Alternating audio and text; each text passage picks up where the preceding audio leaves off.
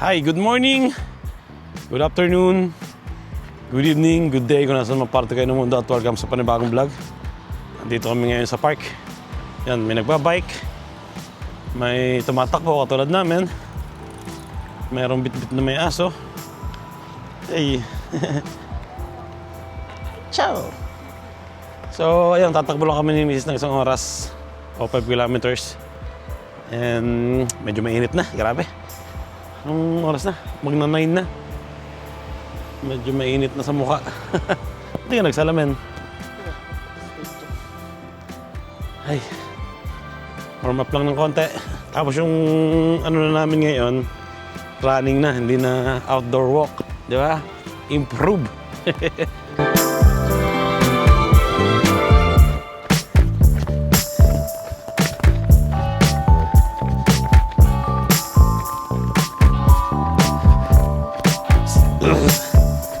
Alas 9 na.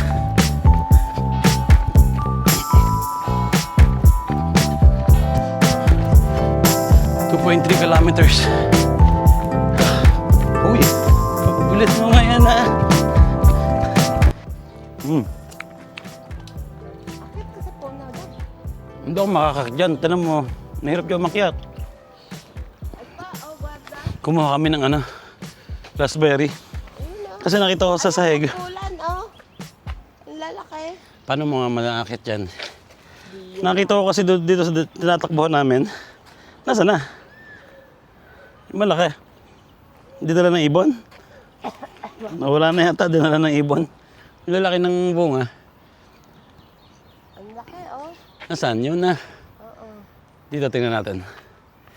Ayun, may isa. Ang taas kasi.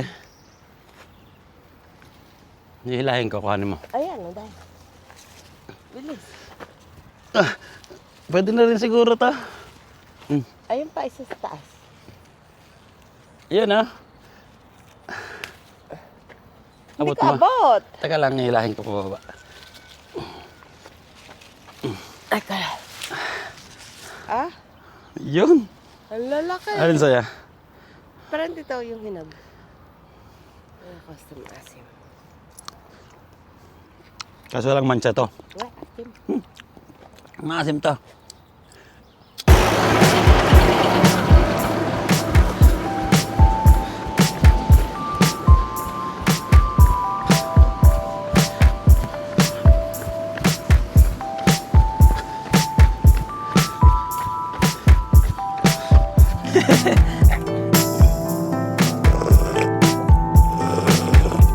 Mm. 3.8 kilometers. 1.2 na lang. Tapos na. Isang ikot na lang siguro to.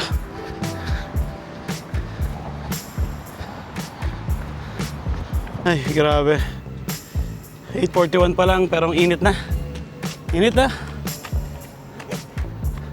Doon tayo dumiretso sa tubig. Inom tayo tubig tapos uwi na tayo. Na? Hindi na kami uminom doon sa fountain. Mainit ang tubig. Sabay na lang. Yun, 5 kilometers na. Init, grabe. Titingnan ni Mrs. yung ng bus eh. Oras. At may pasok siya mamaya. Mag-serve sa kasal. Alas 4 na ang labas niya. Alas 4 ba? Mga 5:30 pa pala. Alam ko alas 4.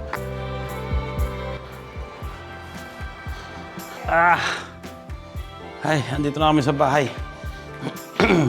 Uy, tamang PlayStation! Si Basti pala, may laro rin mamaya ng semifinals naman ng under 13. So, sana may panalo nila yan, di ba? Kasi yung natalo sila ng under 14, sa susunod pwede pa nilang mabawi yun, di ba? Under 14. Pero ngayon, under 13 sila, pag natalo sila, wala na. Wala na under 13. Kumbaga, paano na yung edad nila eh, pataas na eh. Hindi na sila babalik ng 13 eh.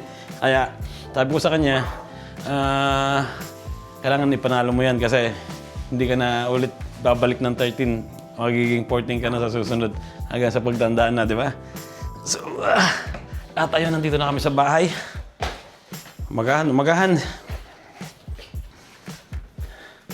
Pagkatapos ng takbo ng 5 kilometers. Nasaan na? Ayan yun, yung ininom mo? Hindi. Nakainom na ako. Paano ba iniinom yan? Bago? Kumuha ka ng aqua. Malamig. Hindi aqua, latte. Oh? Pasti mo na to eh. Kasi chibo mo na. Hindi ako marunong sa mga ganyan eh, mga protein eh. Banana sa akin, okay na eh. Banana. Tsaka mansanas eh. Ayan oh. Dapat iniinom bago tumakbo. Hindi. Ugali. Ano ba nakalagay? After or before? Fasting nga to. Kumbaga yung pagkain mo na. Oh? Yun, ready na. Strawberry flavor.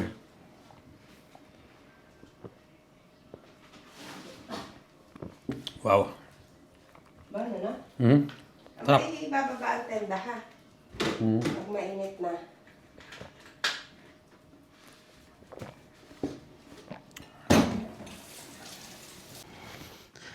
Ay. Ayun, umalis na si Mrs. At nagpasok na siya sa trabaho niya. Tapos si Kuya, magbibideo daw. Mamayang gabi na yung balik niya. Kami dalawa lang ni Basti dito. So, bibili na lang kami ng pagkain na ready na. Nasaan mo? Siya pas courier. Ako nga eh. Ako na lang. Siya. Ano sa'yo? Chicken burger? Crispy chicken, si. Bibili na lang ako ng, ha? Menu. Bibili na lang ako ng, ha? Curly fries. Curly fries. Ang ready ng pagkain. Kami dapat dalawa ni Basti, pero ang problema eh may darating na package. So, hindi ko pwedeng walang dito, tao, di ba? Ako na lang yung pupunta. Parang trip kong biryani, rice biryani, tsaka shawarma. Sarap ng tinulog ko eh. Makapag-charge ng isang masarap-sarap. Ay, nandito na ako sa bahay. Makabili na ako ng tanghalian namin ni Basti. Basti! Kain na tayo. Kain na tayo. Kebab na lang yung binili ko. Sale kasi. 4 euros lang. Big shawarma. Ito kay Basti. Ito sa akin. Kay Basti.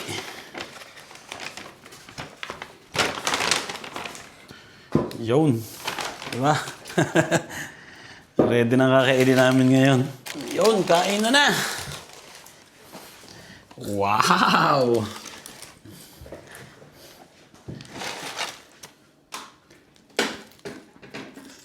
Thank you, Lord. Ito sa akin, no? Big shawarma. Saan ba ito binubuksan?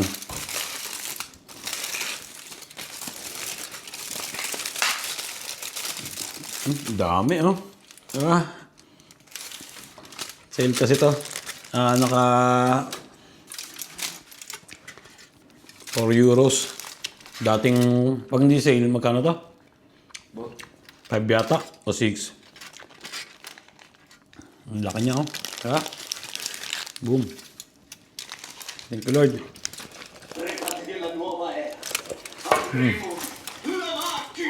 May sili. Ay, ayan oh.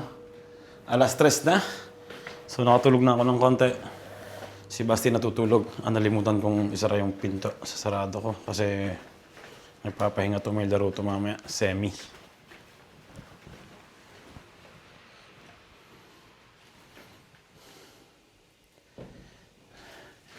Ayun, semi-finals din ang Basti mamaya. Kaya hayaan muna natin siya magpahinga. Tapos si Kuya dumating dito, yung naliligo ngayon, hindi ko naman alam na darating siya. Hindi ako nakapagluto.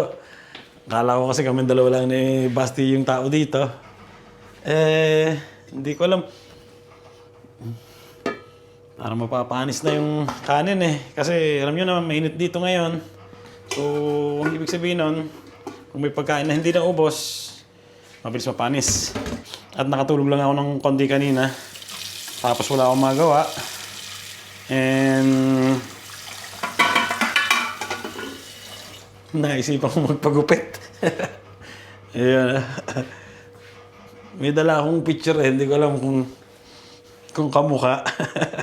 Dinala ko to. Nasaan na? Ayan. Tingnan niyo naman. Pero okay na. At least maliwanas na ngayon. Magugulat nito si Mrs. Ang haba na naman ang pinaputol ko. Pero okay lang. Mahaba naman yan, di ba?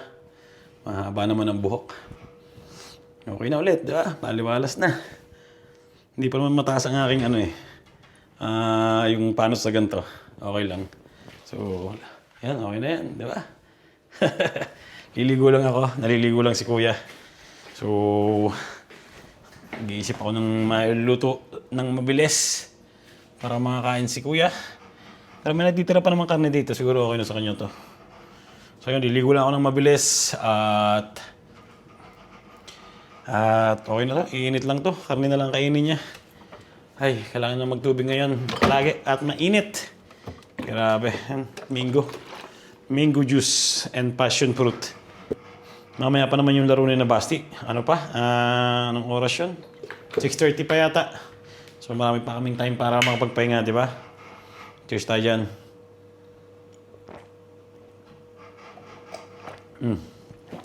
Asim. Iba pa rin talaga ang tubig eh.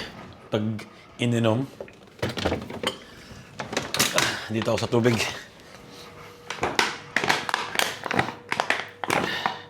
Grabe dito. Init na.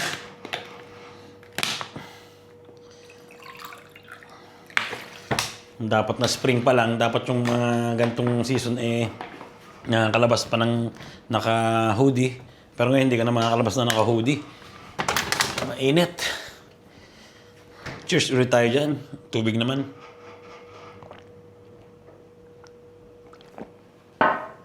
At ayun, nakaligo na ako. Tingnan nyo naman, fresh na fresh tayo.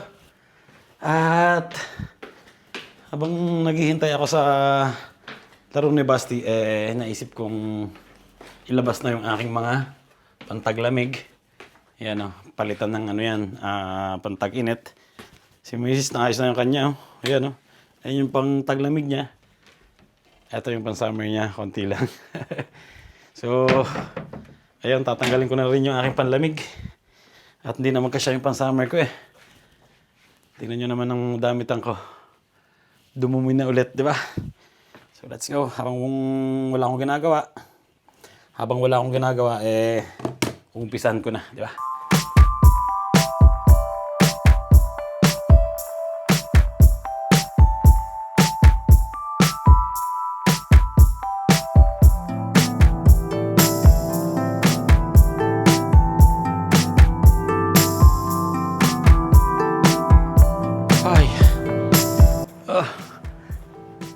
Ayun, tapos na.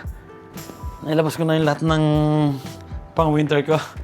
Ang dami At ililipat ko naman dito yung pang-summer. Kukuhanin ko doon sa kama ni Kuya. Sa ilalim.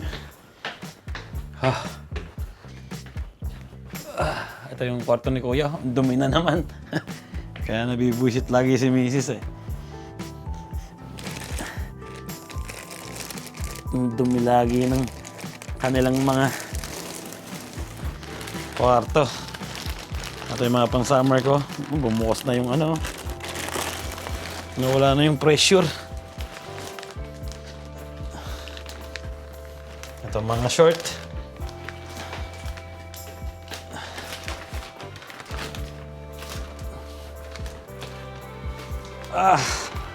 Isa.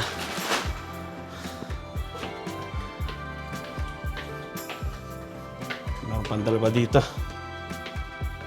Short tsaka t-shirt lang naman to. Dalawa. Kaya ko na siguro ito lahat.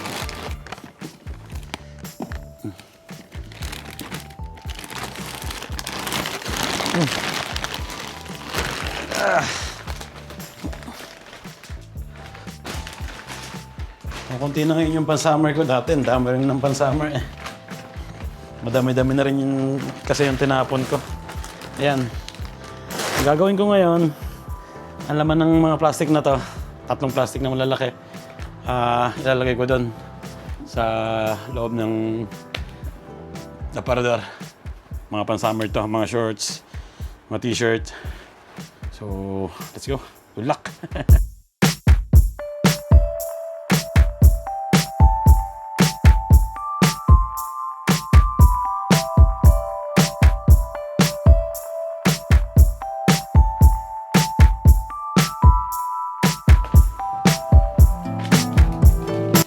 Ayan, okay na. Ito yung mga pantulog, tsaka pang swimming sa taas. T-shirt, shorts. So, ayan. Okay na. Ang isa lang problema ay kulang yung plastic para sa aking pang winter. Meron akong 3 plastic na nagawa. Palay ko, 2 plastic pa ito natitira na to. Ay, nako. At ibabacuum ko na para mailagay na dun sa ilalim ng kama ni Kuya. Sa winter na ulit ito mapapalabas. Itong mga tao, di ba? Boom.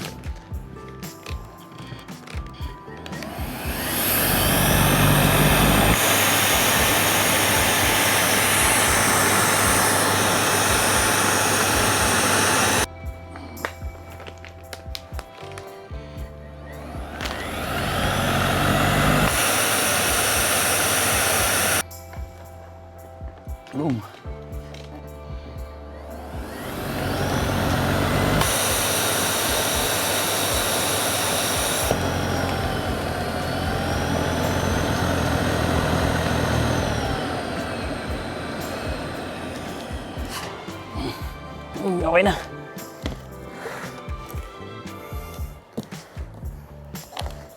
Ngayon, ito naman yung lalagay ko sa ilalim ng kwarto ni Kuya sa kama.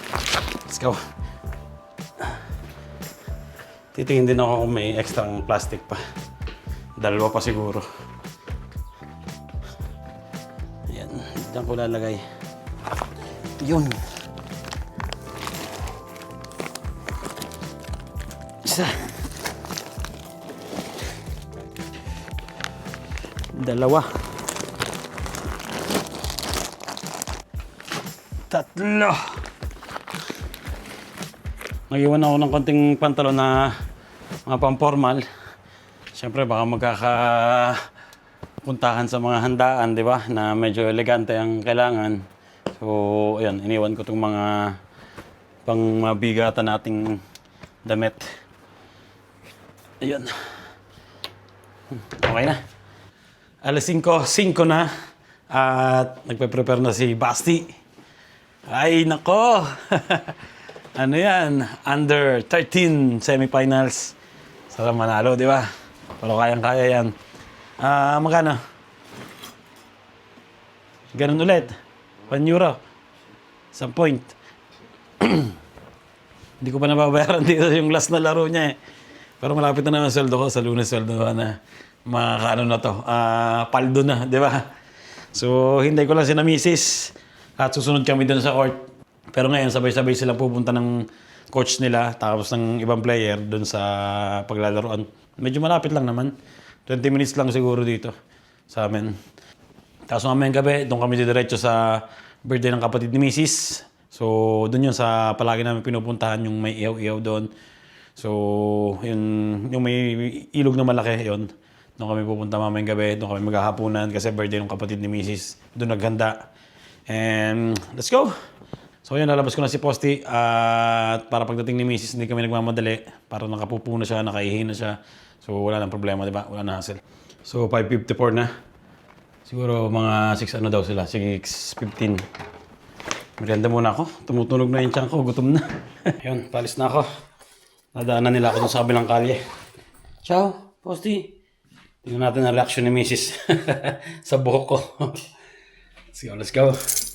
Iniwan ko yung bintana na bukas para kung lalabas si Posty, pwede siya lumabas dun sa may terrace. Oh, init.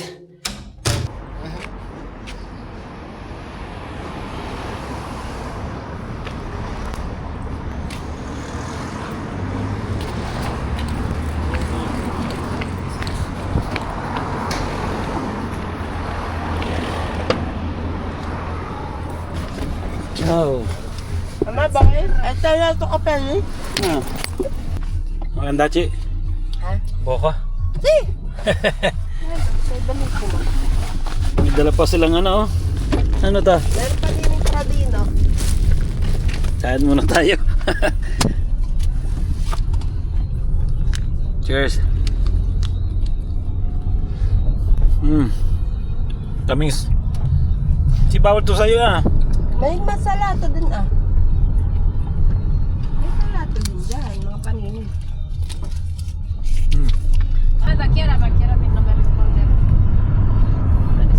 Mayeri, Chiara, stava di qua a Perugia già.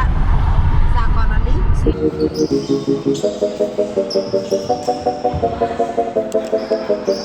Vale che è un'altra albero. Vero?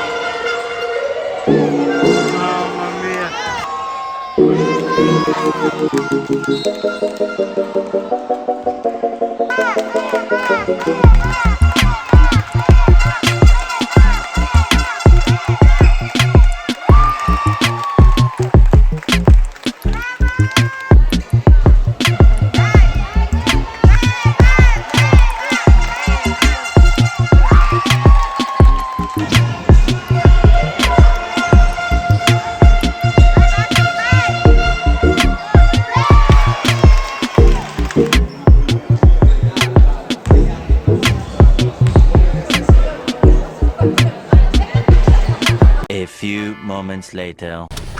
Dito na kami. Sa birthday yan. Talo yung team namin. Ah, Yo, Basti! Basti! talo. Yo, my friend! My friend! Pare, nagpagupit eh.